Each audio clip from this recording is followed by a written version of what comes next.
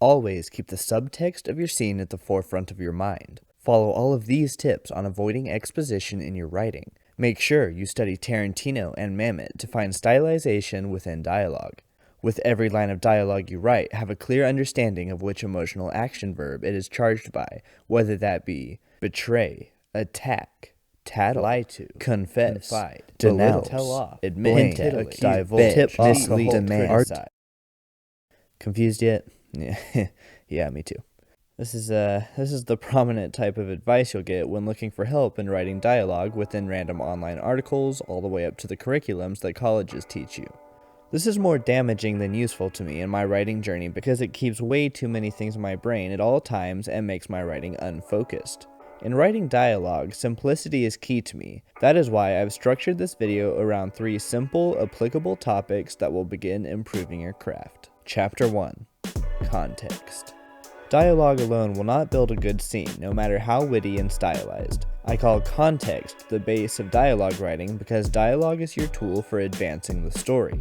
Ultimately, story is about exploring your philosophical, moral, or ethical conflict, so every element of the story must aid in that quest. In the last episode, I discussed how to write a scene, which showed that each scene needs to further the character's pursuit toward their beliefs and wants, which feed into the meaning of the film. Understanding the purpose of a scene is vital to understanding how to write your dialogue. Again, dialogue is your tool to advance the story. In other words, while you are learning, consider dialogue to be mechanical rather than natural. More on that later in the video. David Mamet, one of the leading writers of strong, stylized dialogue, lays out these 3 principles of context to inform your dialogue. Who wants what from who, what happens if they don't get it, and why now. The words that are coming out of each character's mouth should be filtered through these 3 questions. Let's look at this scene from 12 Angry Men where they first cast a vote. This is a single location contained thriller about a jury deciding the sentence of an 18-year-old boy accused of murder. Okay, fellas, can we hold it down a minute? Sure. Fellas, say we'd like to get started. Gentlemen at the window. We'd like to get started. Oh, I'm sorry. Pretty tough to figure, isn't it? Kid kills his father, bing, just like that. Oh, listen, you analyze the figures, you'll see that was all. I'm telling you, they let those kids run wild up there. The film doesn't leave the confines of this room, which means it relies on the power of well-crafted dialogue, and it's one of the best examples I can think of, as well as one of my favorite films of all time. Who wants what from who? The stage is set to show that the majority of these characters are either complete novices at jury duty or juried-out veterans immune to the weight of the cases presented before them. The novices are persuaded by the majority and want to follow along. The weary have an interest in going home, so they just want everyone to cast the same vote without any conflict. What happens if they don't get it? Some of them are afraid of missing their baseball game. Suppose we do it in 5 minutes, so what? Let's take an hour. Ball game doesn't start till 8 o'clock.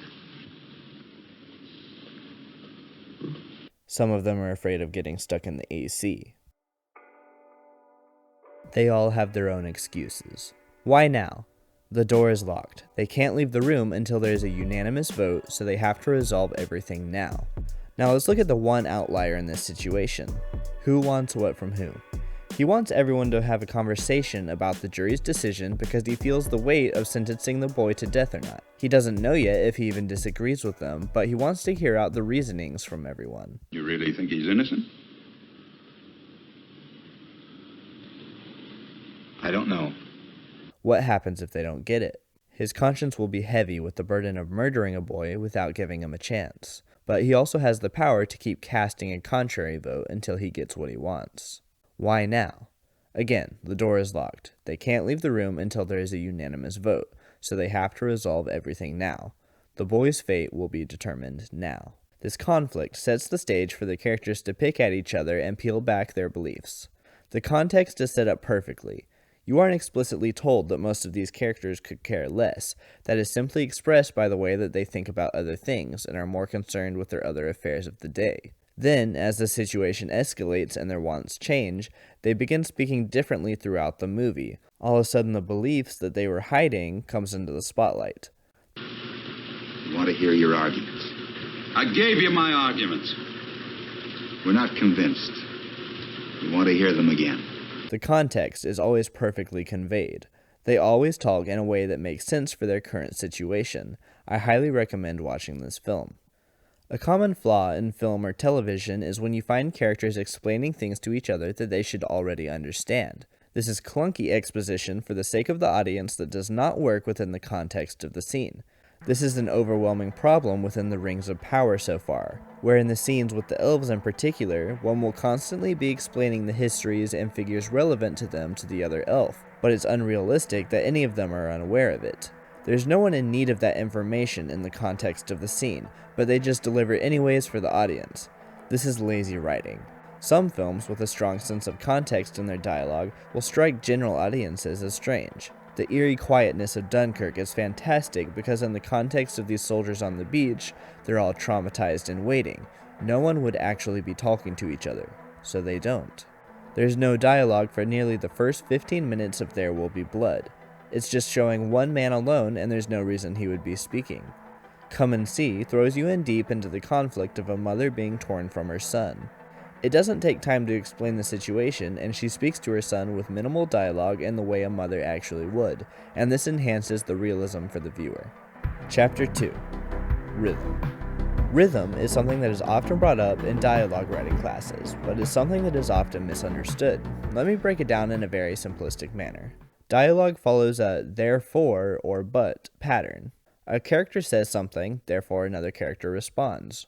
Look, your turn down there. Let's go. I didn't expect a turn. I thought you were all going to try to convince me. Wasn't that the idea? Check, that was the idea. Oh, I forgot about that. He's right. Well, what difference does it make? He's the one who's keeping us in here. Let's hear what he's got to say. Oh, now, wait a minute. Or a character says something, but another character interrupts with their own point. Listen, buddy. Who tells you that you have the right to play like this with a man's life? Don't you care? Now, wait a minute. This establishes rhythm, but you should create this rhythm deliberately, i.e. for effect. Let me read a quote to explain the concept. This sentence has 5 words. Here are 5 more words. 5-word sentences are fine, but several together become monotonous. Listen to what is happening. The writing is getting boring. The sound of it drones. It's like a stuck record. The ear demands some variety. Now listen. I vary the sentence length and I create music. Music. The writing sings. It has a pleasant rhythm, a lilt, a harmony.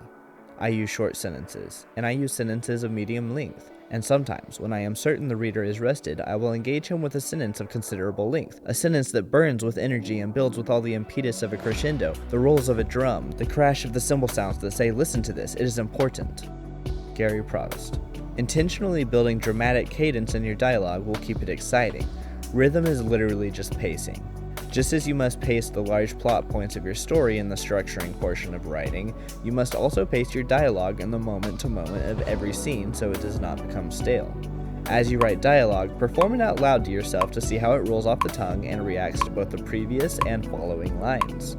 David Mamet says he has his actors practice against a metronome so they can discover a rhythm within it. Chapter 3. Organic Progression. Alfred Hitchcock said that drama is like real life without the dull bits. It's a good practice to start scenes as late as possible, then leave early. Even Sorkin's dialogue-heavy script for The Social Network bypasses anything mundane by starting in the middle of a conversation. Quote, "The worst crime you can commit with an audience is telling them something they already know. We were always running ahead." Aaron Sorkin. Me describing dialogue as mechanical is very much against the tide, because so much of the narrative around dialogue is about making it sound natural. Ultimately, skillful writers will always make their dialogue sound like a natural, organic conversation. But make no mistake, dialogue is not a conversation. Naturalism does not form from studying theory and stylization. It forms out of a strong sense of context. If you find actions and reactions from characters that are real to them and make sense for them, naturalism will result. It takes a lot of practice to get your dialogue to sound natural. It's important to always cut out fat and progress the story, but you don't want them to sound on the nose. Amateur dialogue consists of 2 or more characters describing how they feel or what they want. This is called on the nose. It is obvious, blatant, and boring. One of the most glaring examples you could watch for this sort of thing is the prequel Star Wars trilogy from George Lucas. Professional dialogue, however, crackles because it strikes a balance between how people really talk and movie talk. Don't only study how real people talk, and don't only study how people talk in films. Consider both, and channel that into the context the characters find themselves in. Trim the fat, find the real words. For a moment now, I'll touch on the concept of subtext because it's a popular topic. The idea here is that the small talk should always be cut from a film unless it's motivated by subtext. What this really means is that you can form strands of dialogues within your story that sound like the ramblings from people that you would hear in real life, but they are really talking about something else relevant to the film. You can find obvious examples of this in almost any of Tarantino's films. He uses rhetoric to talk about something under the surface. There's absolutely nothing wrong with this technique because it can be used to respect the intelligence of your audience more. It avoids being on the nose and grounds the characters while still progressing the story. But do not get caught up in thinking this technique is necessary at the start. This is a storytelling decision that you will come to discover with practice. Keep it simple for now. In conclusion, focus on the context. Understand the purpose of the scene and the context in which the characters are placed. That must inform the dialogue at all times. Remember that your dialogue is a tool to progress the story. After your context is honed in and you're making sure to turn the story, work on your rhythm to form a pacing that is exciting and engaging. The rough edges will smooth out as you practice and everything will feel more organic. Remember that these famous writers did not strive for a style. That is simply the way they discovered expressing their dialogue to be the most natural for themselves. With practice and honesty, you too will find your own style. Don't force it. I hope this episode helped you in understanding dialogue. Keep it simple, don't overcomplicate it. If you enjoyed the video or found it informative, leave it a like and subscribe. It would really help me out. If you thought the video could have been better though, leave it a thumbs down so I know to do better next time. Thanks guys, I'll see you later.